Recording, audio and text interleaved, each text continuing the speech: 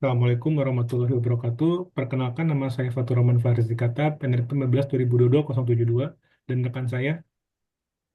Andika Fajar Prayoga dengan NRP 15 2022-066. Nah, di sini kita akan sudah membuat e-commerce sederhana.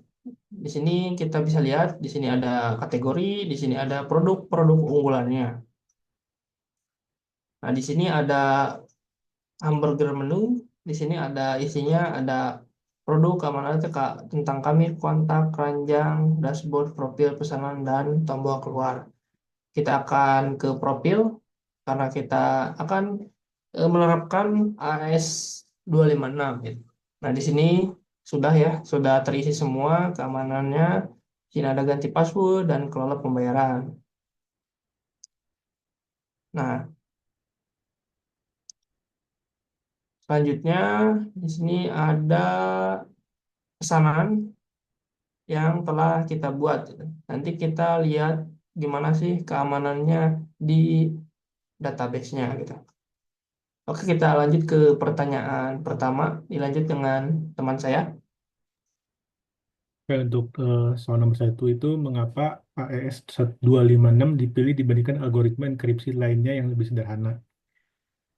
Yang pertama itu ada tingkat keamanannya yang lebih tinggi, menggunakan kunci 256 bit yang menawarkan 2 pangkat 256 kemungkinan kombinasi jauh lebih banyak daripada AES 128 yang hanya memiliki 2 pangkat 128 kombinasi.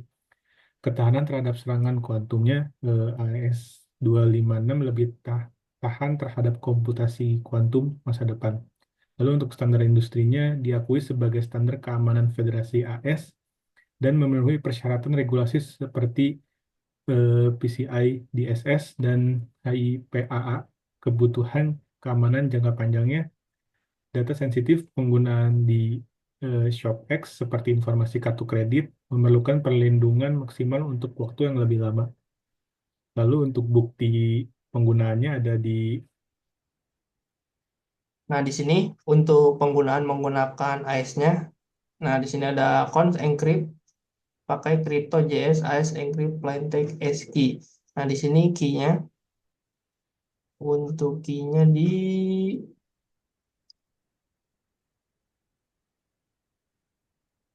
bentar. Nah, encryption. Ya, ini di sini. Oke, lanjut ke pertanyaan kedua. selanjutnya untuk pertanyaan nomor 2 itu apa risiko jika kunci enkripsi AES 256 bocor dan bagaimana untuk cara mitigasinya? Risikonya adalah akses tidak sah ke semua data terenkripsi. Penyerangan bisa dienkripsi semua data pelanggan privasi pengguna. Data sensitif seperti alamat dan informasi kartu kredit dapat terungkap. Lalu untuk kerugian finansialnya, potensi penipuan kartu kredit dan penyalahgunaan identitas. Lalu untuk kerusakan reputasinya, kehilangan kepercayaan pelanggan. Untuk cara mitigasinya adalah rotasi kunci reguler, mengganti kunci secara berkala, misal setiap 3 sampai 6 bulan. Lalu untuk implementasi key definition-nya menggunakan PBKDF 2, Argon 2, atau script untuk menderifikasi kunci dan master key. Untuk hardware security modules-nya atau HSM menyimpan kunci di perangkat keras khusus. Lalu untuk enkripsi berlapisnya menggunakan hierarki kunci dengan master key dan data key. Lalu untuk key splittingnya membagi kunci menjadi beberapa bagian yang disimpan di lokasi berbeda. Untuk pemantauan aksesnya melacak dan mengaudit semua akses ke kunci enkripsinya. Lalu untuk eh, buktinya ada di bagian Nah, di sini ada untuk buktinya mengambil kunci enkripsi dari 4 dari variabel lingkungan dengan default pullback. Nah, di sini ada kuncinya 1 2 3 4 5 6 7 8 9 A B C D E dan seterusnya gitu. Menggunakan hemat key terpisah. Oke, selanjutnya ke nomor 3. Oke, selanjutnya untuk nomor 3 itu bagaimana implementasi sistem pengolahan kunci atau key manajemennya yang baik untuk kasus ini. Untuk sistem pengolahan kunci yang lebih baik untuk ShopX meliputi hierarki kunci, membuat struktur kunci berlapis seperti master key, data enkripsi key. Lalu untuk rotasi kunci otomatisnya, mekanisme untuk memperbarui kunci secara berkala tanpa downtime. Untuk pemisahan tugasnya, memisahkan akses ke kunci berdasarkan peran, misalnya admin atau developer. Untuk penyimpanan amannya menggunakan AWS, KMS, HashiCorp, HashiCorp Vault, atau HSM. Untuk enkripsi kunci utamanya adalah melindungi master key dengan enkripsi tambahan. Untuk backup kuncinya, menyimpan backup kunci di lokasi terpisah dengan akses terbatas. Lalu untuk audit trailnya mencatat semua operasi pada kunci pembuatan, penggunaan, dan penghapusan. Untuk key versioningnya menyimpan versi kunci untuk mendukung data yang dienkripsi dengan kunci lama. Lalu untuk prosedur pemulihannya, protokol yang jelas untuk memulihkan kunci jika terjadi kehilangan. Lalu untuk buktinya akan dijelaskan oleh rekan saya. Nah, di sini kita mencoba base-nya, base 64, lalu kita decode dengan base 64, lalu cek apakah ini format enkripsi baru dengan SAT dan HIME. Selanjutnya, format enkripsi baru harus memiliki 3 bagian, yaitu SAT, segmen, dan HIME. Dan selanjutnya yaitu cek apakah SAT adalah valid 16 byte atau 32 karakter heksa. Dan dilanjut menggunakan cek format lama, mencoba decode sebagai base 64 gitu. Jika bisa didekripsi dengan key default, ini format lama gitu. Eh, Lalu cek apakah hasil dekripsi valid UTF-8 atau enggak gitu. Kalau gagal, decode menggunakan format enkripsi lama gitu. Bukan data terenkripsi gitu. Oke, lanjut ke nomor 4. Selanjutnya untuk nomor 4 itu eh, sebutkan langkah-langkah umum untuk mengenkripsi dan mendeskripsikan data pengguna pengguna menggunakan AES 256 di server backend. Oke, untuk langkah-langkah enkripsinya, yang pertama itu ambil kunci enkripsi dari sistem manajemen kunci yang aman, pembuatan V4, 4 initial factor. Buat eh, V unik secara acak, yaitu 16 byte untuk AES. Untuk proses enkripsinya, gunakan AES 256 dengan metode operasi aman, seperti GCM atau CBC, dengan kunci dan IV-nya. Lalu selanjutnya untuk penggabungan data, gabungkan IV dan data trankripsi seperti clip text, perhitungan MAC atau tag untuk autentikasi hitung HMC atau menggunakan tag autentikasi dari GCM. Lalu untuk penyimpanannya, simpan IV, clip, clip text, dan MAC atau tag ke database. Untuk pembersihan memorinya, hapus kunci dan data sensitif lainnya dari memori yang setelah digunakan.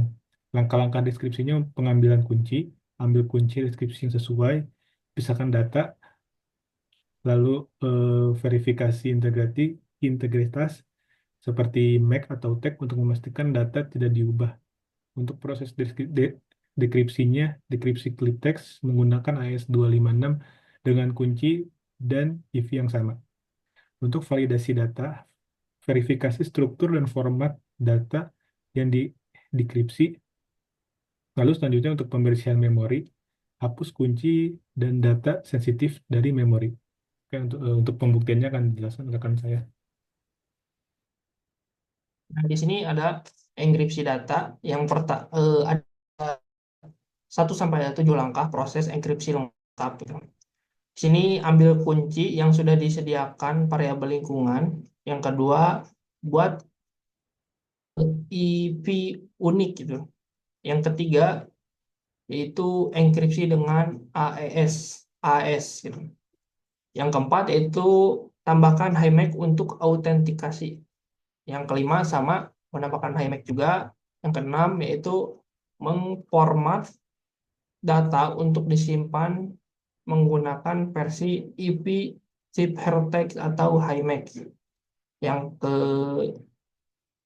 ketujuh yaitu mengembalikan data jika deskripsinya gagal gitu. Jika deskripsi gagal gunakan data yang asli gitu.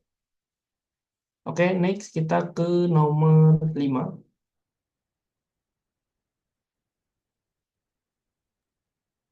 Oke, selanjutnya untuk nomor 5, apakah ada kekurangan menggunakan enkripsi simetris seperti AES untuk proteksi data pengguna dibandingkan dengan enkripsi asimetris seperti RESA? Untuk kekurangannya, enkripsi simetris dibandingkan asimetris. Untuk masalah distribusi kunci, semua pihak yang perlu mendeskripsi data harus memiliki kunci yang sama untuk skala pengolahan kunci. Jumlah kunci yang diperlukan meningkat secara kuadratik dengan jumlah pengguna. Lalu untuk penggantian kunci rumit, mengganti kunci terkompromi lebih sulit karena semua data harus dienkripsi ulang, ku- kurang cocok untuk dikomunikasi. Lalu untuk end-to-end, tidak tidak ada pemisah tegas antara pihak yang dapat mengenkripsi dan mendekripsi.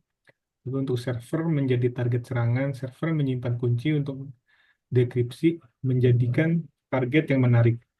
Namun, enkripsi simetris dipilih untuk ShopX karena pemrosesan lebih cepat. AS256 jauh lebih cepat dari RSA, cocok untuk volume data besar. Ideal untuk database dengan banyak transaksi. Untuk ukuran chip text efisien, tidak ada overhead, ukuran seperti pada RSA. Keamanan kuantum lebih baik. AS256 relatif lebih tahan terhadap komputasi kuantum. Lalu untuk buktinya akan dijelaskan. Untuk buktinya yaitu sistem logging untuk audit keamanan itu pencatatan aktivitas enkripsi untuk audit gitu. Ada log aktivitas dan eh, pakai hex string word array gitu. Nah, di sini juga ada enkripsinya langsung. Tadi juga sudah disebutkan pada saat nomor 1 dan 2. Selanjutnya itu membagi menjadi 3 kunci AES, yaitu Caca dan simulasi dan IMAX gitu. Oke, selanjutnya next nomor Selanjutnya 6. untuk nomor 6, bagaimana sebaiknya proses audit keamanan dilakukan untuk memastikan enkripsi berjalan dengan benar di website ShopX. Proses audit keamanan untuk enkripsi di ShopX. Yang pertama ada penetration testing, pengujian untuk mencoba mendapatkan akses ke data encrypt. Lalu yang kedua ada code review, pemeriksaan kode untuk penemuan kesalahan implementasi enkripsi. Lalu yang ketiga ada analisis kriptografi, verifikasi algoritma dan parameter yang digunakan sudah sesuai. Yang keempat ada audit akses kunci, memeriksa siapa saja yang memiliki akses ke kunci enkripsi. Yang kelima ada pemeriksaan entropi, memastikan sumber entropi yang digunakan untuk pembangkitan kunci cukup acak. Yang keenam ada pengujian deskripsi, verifikasi bahwa data dapat dienkripsi dengan benar. Yang ketujuh ada audit log analisis, memeriksa log untuk mendeteksi anomali akses, lalu yang kedelapan ada simulasi pemulihan bencana, menguji prosedur pemulihan kunci dan data. Yang kesembilan ada evaluasi kepatuhan, memastikan implementasi memenuhi standar seperti PCI DSS. Yang kesepuluh ada monitoring berkelanjutan, pemantauan real time untuk aktivitas mencurigakan. Lalu untuk audit keamanan sebaiknya dilakukan oleh tim internal dan eksternal secara berkala, misalkan setiap 6 bulan dan setiap kali ada perubahan signifikan pada sistem. Lalu untuk buktinya akan dijelaskan rekan saya. Untuk buktinya, sebentar.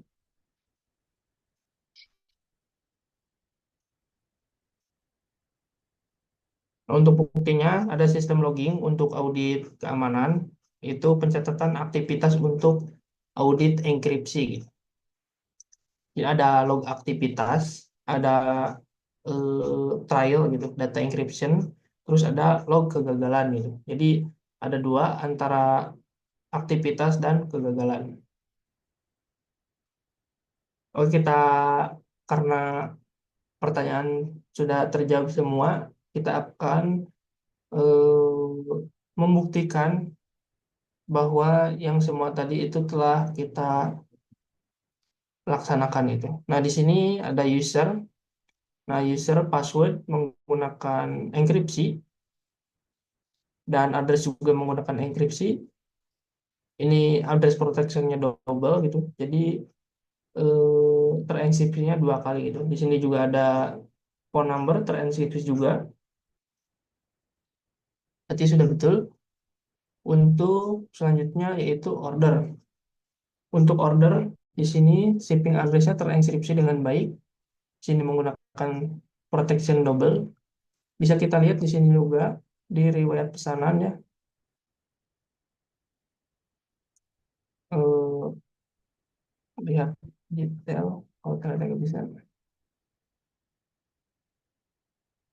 Sebentar. Nah, di sini ada order item, payment info. Nah, di sini ada card number, enkripsi, ya terenkripsi juga. Dan kita lihat di keamanan, kelola. Nah, nomor kartu ya terenkripsi.